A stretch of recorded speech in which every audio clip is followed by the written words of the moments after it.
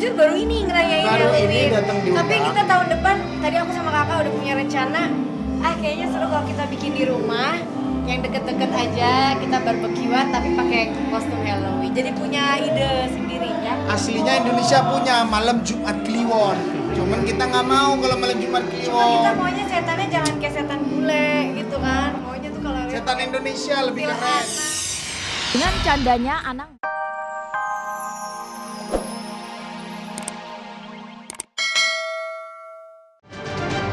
tidak hanya Piu yang harus menerima dampak dari permasalahan ini. Sang istri Florence juga terganggu kondisi mental dan fisiknya. Bahkan menurut Piu, kondisi ini semakin buruk saat Flo baru menjalani operasi di Singapura beberapa waktu lalu. Lantas akankah Piu membawa sang istri tampil di hadapan sejumlah media untuk membuat sebuah pengakuan jika sosok F bukanlah dirinya? Nanti akan segera, saya tadi harusnya saya bawa sih, cuman tadi kelupaan karena saya tadi ada pekerjaan, ada meeting. Ada, jadi ada blok penyumbatan ya, ada blok di jantungnya. Kan saya udah bilang kemarin dia pasca operasi dan juga ternyata ada sesuatu yang mengganggu di jantungnya, ada sesuatu yang keblok. Ini saya terus terang aja dan kalau untuk bertanya mengenai apakah yang terjadi dan segala macam, saya percaya sama istri saya. Saya percaya, saya sebagai kepala keluarga, saya sebagai suami, saya wajib untuk percaya apa yang disampaikan. Dan saya juga itu yang saya pegang. Kalau nanti mau menanya ke saya apa yang disampaikan segala macam, ya saya belum bisa sampai di sini. Seandainya itu terjadi sama kita atau sama diri kita, ya pasti kita akan shock seperti itu. Tapi oleh karena itulah makanya saya mau memfokuskan diri untuk untuk pemulihan atau segala macam. Karena kan memang pasca operasi itu sangat perlu banget perhatian.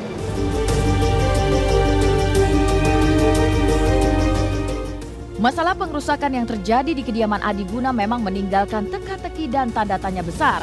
Siapakah pelakunya? Apa motifnya? Benarkah jika sosok F adalah Florence, istri Piu Padi? Hingga pengakuan fenomenal Adi Guna yang menyatakan jika ia adalah pelaku atas kejadian tersebut.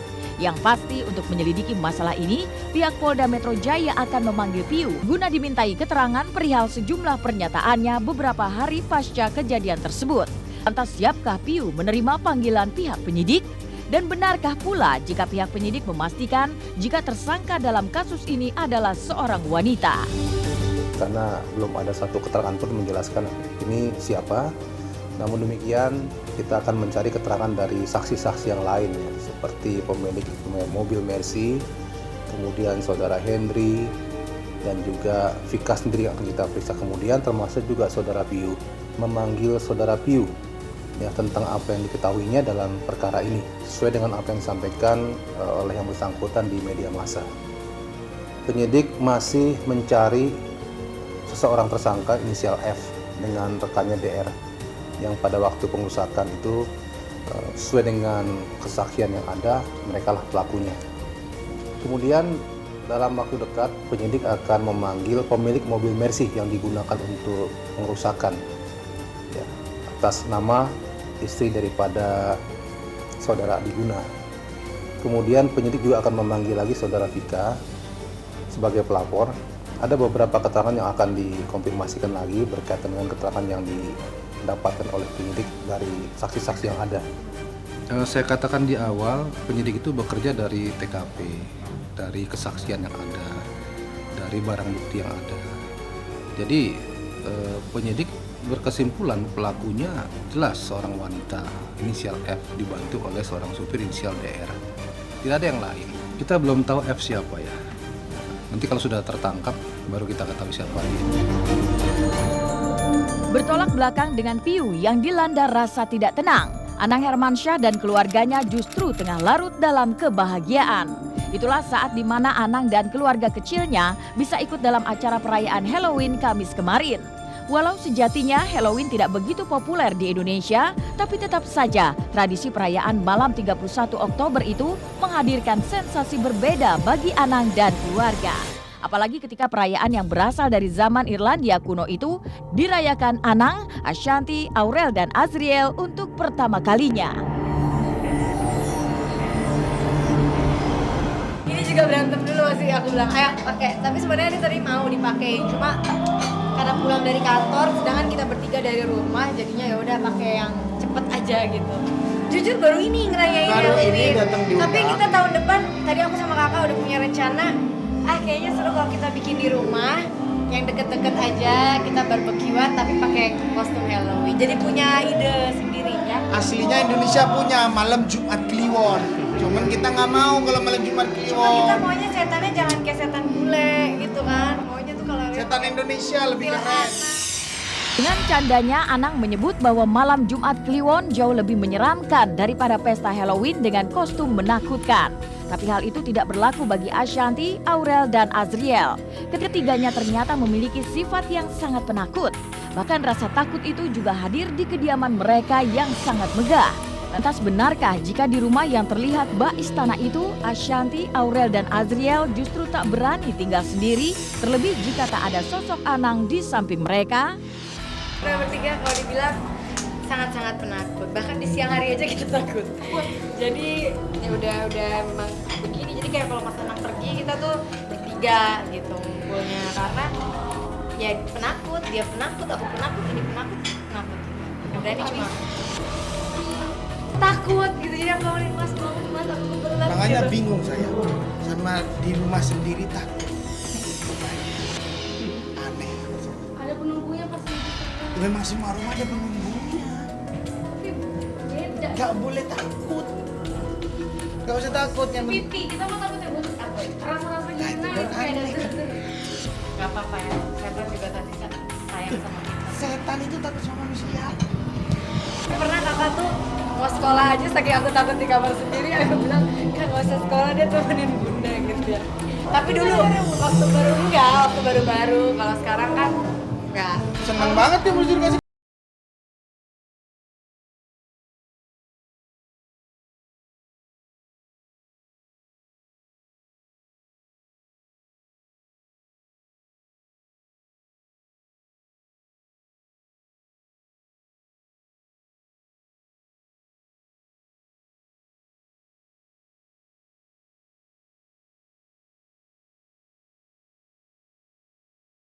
Yang paling pemberani. Nih ya di sini kita. Nanti kalau ada insya Allah doain ya. Gak apa-apa. Berarti yang ini sama ini, yang ini sama ini.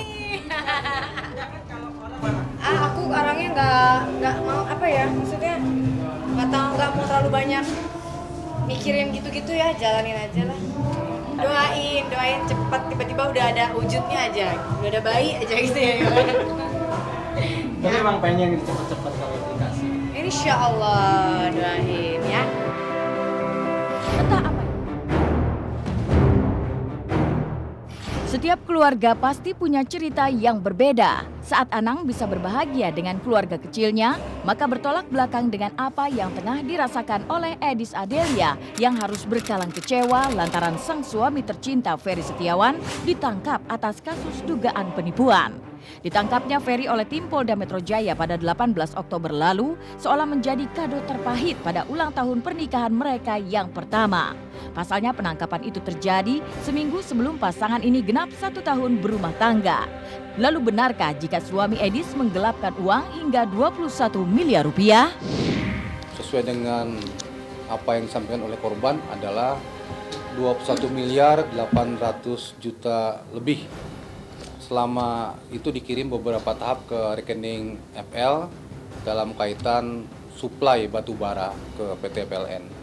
Kemudian bukti pengiriman uang, buku-buku tabungan yang akan dikembangkan oleh penyidik untuk menyusun aliran dananya.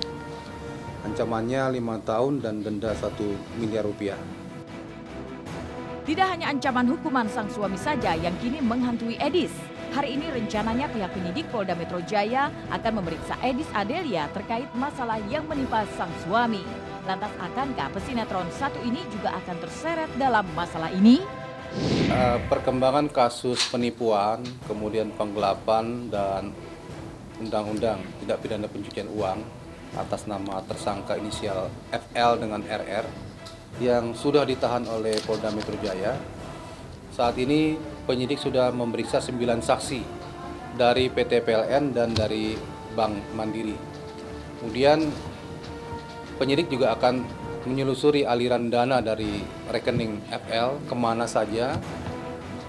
Ini sedang berproses.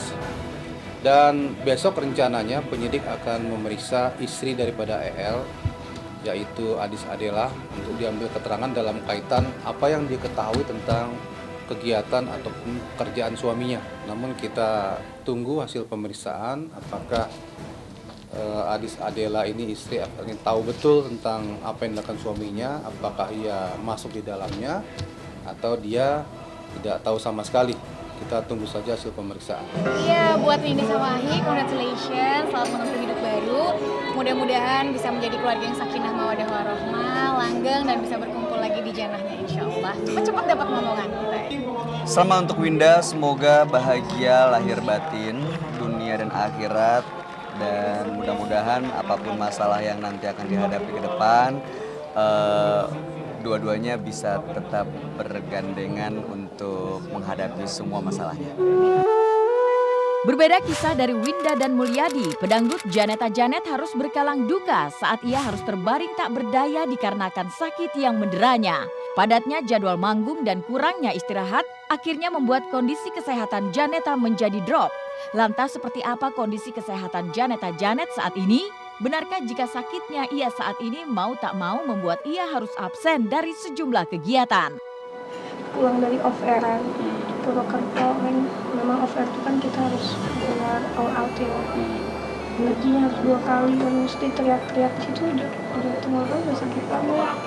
Tapi nggak kira nanti cuma serat doang gitu, dipaksain buat nyanyi terus joget-joget segala macam.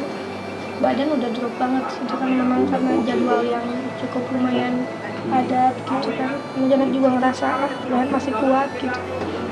Jadi aku paksain pas pulang dari situ badan kok kayak apa ya, pandangan udah nggak jelas karena udah lihat orang-orang nggak jelas gitu. Besoknya udah ada jadwal lagi, jadi istirahat cuma 4 jam, bangun lagi, lanjut on air di radio gitu. Walaupun tuh aku udah nggak ada suaranya, cuma karena udah janji kan nggak enak pas tanggal Sumpah Pemuda juga kan, udah Janet paksain buat bisa on air gitu. Walaupun tuh tenggorokan dalam keadaan udah sakit banget gitu. Aku syuting, kemudian manajer aku ngambil hasil lab. Situ aku kaget juga gitu pas dilihat, nih HB kamu 10 katanya gitu. HB-nya 10, tekanan darahnya 90/60 kayak gitu. Itu yang benar-benar Janet ini dokter anjurkan sekarang harus hari ini juga kamu harus dirawat gitu. Beda banget.